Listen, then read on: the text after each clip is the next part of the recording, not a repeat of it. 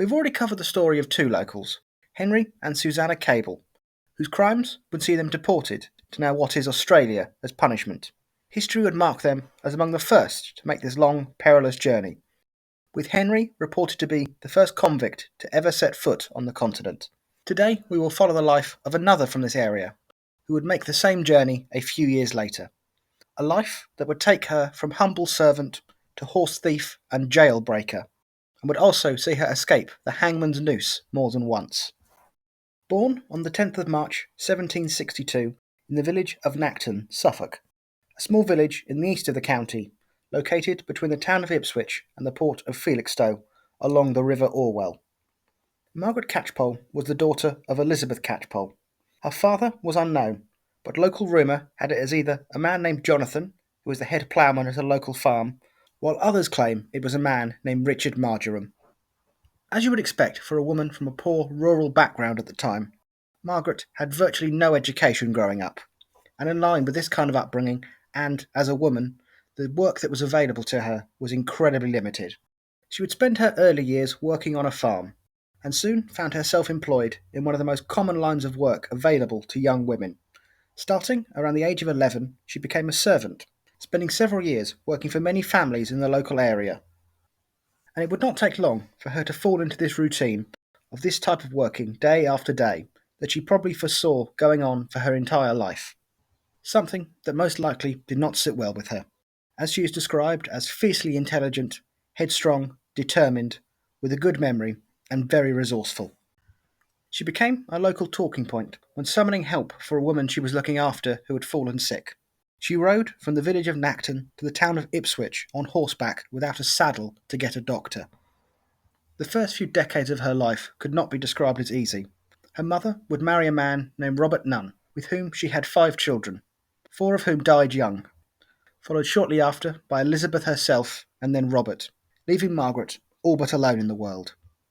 But things would change when she, now in her 30s, was taken on as an undernurse and undercook by the writer Elizabeth Cobbold and her husband John, who was part of the Cobbold Brewing family, a prominent and large employer in the Suffolk town of Ipswich, in May 1793. An interesting fact I found out while researching this presentation: Elizabeth Cobbold was the inspiration for the character Mrs. Leo Hunter in the Pickwick Papers by Charles Dickens. Cobbold family welcomed her in as more than just hired help, and with her skills in raising and nursing their children, she was treated as more as a member of the family, even being taught the basics of how to read and write. But her newfound life would not be idyllic, and trouble was around the corner for Margaret. Misfortune came her way after only about 18 months there, and by the middle of 1795 she was no longer employed by the Cobbold family. She muddled on for a couple of years, working as a servant in various locations, and spending a period of time living around Ipswich docks that heavily suggests she may have spent time working as a prostitute. The next step that took her into a life of crime is a strange one, and why she did it is not exactly known. In more romantic and largely fictionalised retellings of her life, it was a man named William Ludd who got into her head and led her down this road. But as you will see later, it is very unlikely that he even existed. What we do know is in the early hours of the 23rd of May, 1797, she snuck into the Cobbold stables, dressed as a man as not to raise suspicion, either while on her ride or while wandering the streets alone. She stole John Cobbold's horse and made off into the night. Her original destination was Chelmsford in Essex, but she felt this was a bit too close to home, so instead she headed for London, a journey she made in around 10 hours, and spent the following day recovering in lodgings in Whitechapel. Of course, by now, back in Suffolk, John Cobbold was fully aware his horse had been taken, and was having leaflets printed describing the stolen animal and having them passed out far and wide, offering a reward of £5 for its safe return, which is a little over £600 today, as well as describing a second horse that had been taken from him in recent months.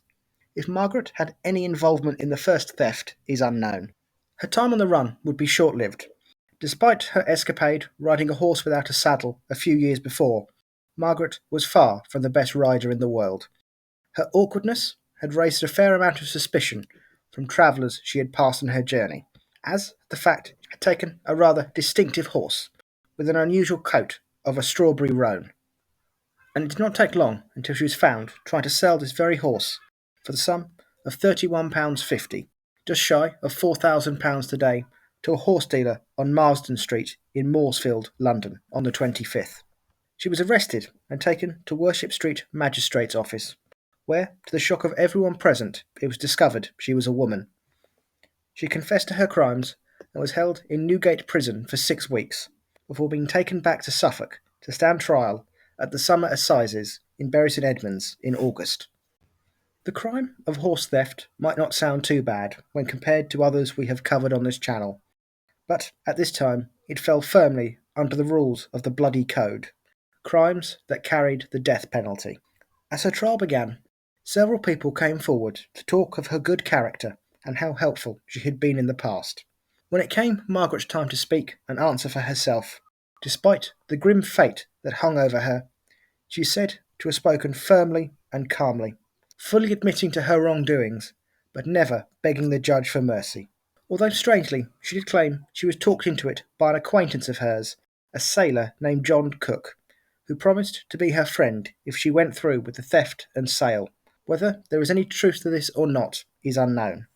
Even with the character testaments and her own word of sorry, the judge, Lord Chief Baron MacDonald, had clearly made up his mind, and the code must be followed. Margaret Catchpole was sentenced to death and taken from the courtroom. 12 days later, the sentence was examined and re-evaluated, after Elizabeth Cobbold got involved and demanded leniency towards her former servant. A situation that must have led to an awkward time in the Cobbold house, as it was John who was pushing for the death penalty. The judge listened to reason, and rather than the noose, Catchpole was sentenced to transportation, known colloquially at the time as going Bayside. But this would not be a fast process, and she soon found herself confined to Ipswich Jail. We have discussed how prisoners were expected to live in these jails in the past. But by 1797, things in Ipswich had changed. They had listened to the ideas put forward by prison reformer John Howard, and things were now much improved. Improvements were one thing, but this would not change how long she would have to wait. Weeks turned to months, and then months to years, until, after 3 agonising years, she could take it no more.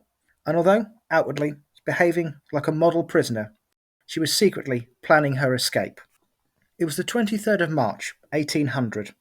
Around supper time, she slipped away from the rest of the female prisoners as they were collecting their food, and using a clothesline and gardening frame, she fashioned a makeshift grappling hook and scaled the 22-foot-high prison walls that were topped with spikes, and made a run for it.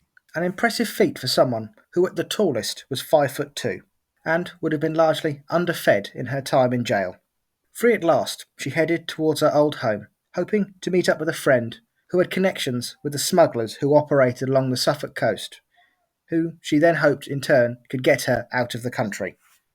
A search began, during which the price of £20 was placed on her head. She was soon recaptured on a Suffolk beach, after her friend had been threatened with imprisonment if they didn't tell authorities where she was. When they arrested her, Margaret this time had disguised herself as a sailor, possibly while in search of a vessel to stow away on. In custody again, the death penalty raised its head once more, and, for some reason, rather surprisingly given the circumstances, was again overturned and reduced back to transportation, that this time would be carried out.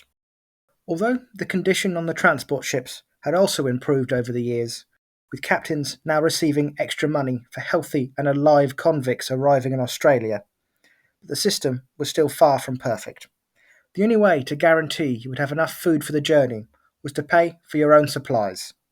Money was something Margaret certainly did not have, but she knew someone who did.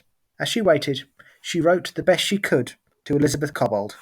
"My sorrows are very great. To think I must be banished out of my own country, and from all my dearest friends forever.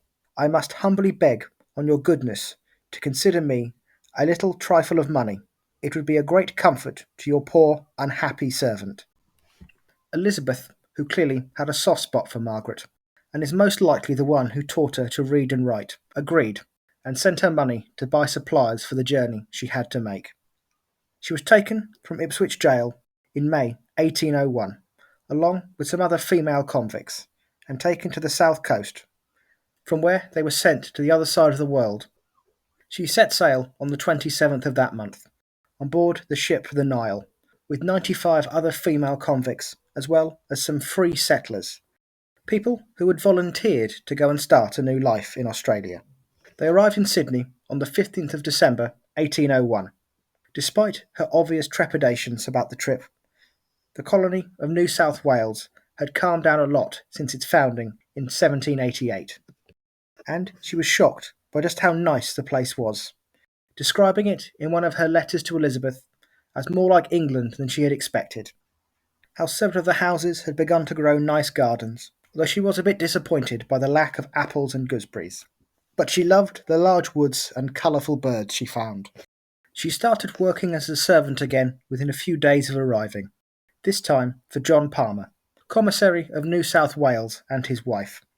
She would work for them for 18 months, and impressed them so much she was given her ticket of leave, meaning she was now free to travel outside of Sydney and seek whatever employment she wished.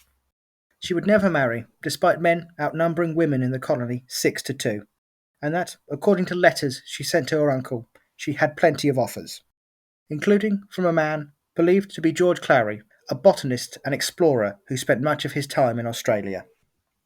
In her new home, she would begin to flourish more than she ever did back in England, and although she would suffer from homesickness on and off for many years, she was soon working as a cook, a servant, and a midwife for some of the most important families in the growing nation, even working as a farm overseer for 40 acres of property, before getting a small farm of her own, where she would claim to be the only woman in the colony to live on her own, and she was more than happy with it that way, taking care of 30 sheep, 40 goats, 2 dogs on 15 acres of land. As the years went by, she became more and more settled, and what desire she had to return soon vanished.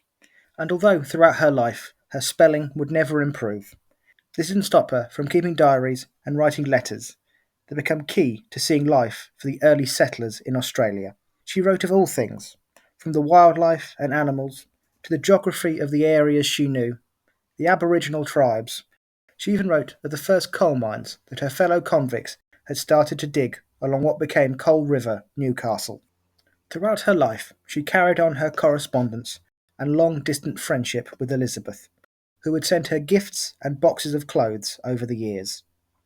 Her writings are the only eyewitness testimony that survives of the flooding caused by the Hawkesbury River in 1806 and 1809, earning her the nickname the Convict Chronicler. She received a full pardon for her crimes on the 31st of January 1814 by Governor John Macquarie, but opted to stay in Australia, where she carried on the rest of her life with little incident until sadly passing away, aged 59, on the 13th of May 1819, after catching influenza from a shepherd she had been looking after. She was laid to rest in an unmarked grave the next day at St Peter's Graveyard, Richmond, in New South Wales, by Reverend Henry Fulton. And she might have very well laid forgotten, had it not been for a book that was published 26 years after her passing. In 1845, Richard Cobbold, the son of her old employers from Ipswich, wrote the book, The History of Margaret Catchpole, a Suffolk Girl, and although he claimed it to be written in good faith, did tell several untruths as well as blatant lies about her, including moving both her date of birth and date of death, with her in his version passing away in 1841, although this could be a simple confusion with another Margaret Catchpole, who, by sheer coincidence, was also on the Nile in 1801. As for moving her birth by almost 10 years, it simply could just be that a younger woman would have sold more books. And on top of this, there were the flat-out lies, such as her marrying and having children in Australia, something believed he took from the real convict, Mary Ryby. He also added in several elements to change the story and make it a bit more palatable for the audience it was written for, such as her turning her life around and finding God in Australia. It is also here that the introduction of William Laird was made into her life, a name possibly borrowed from a former Archbishop of Canterbury. Her story spread far and wide, being read all over the world.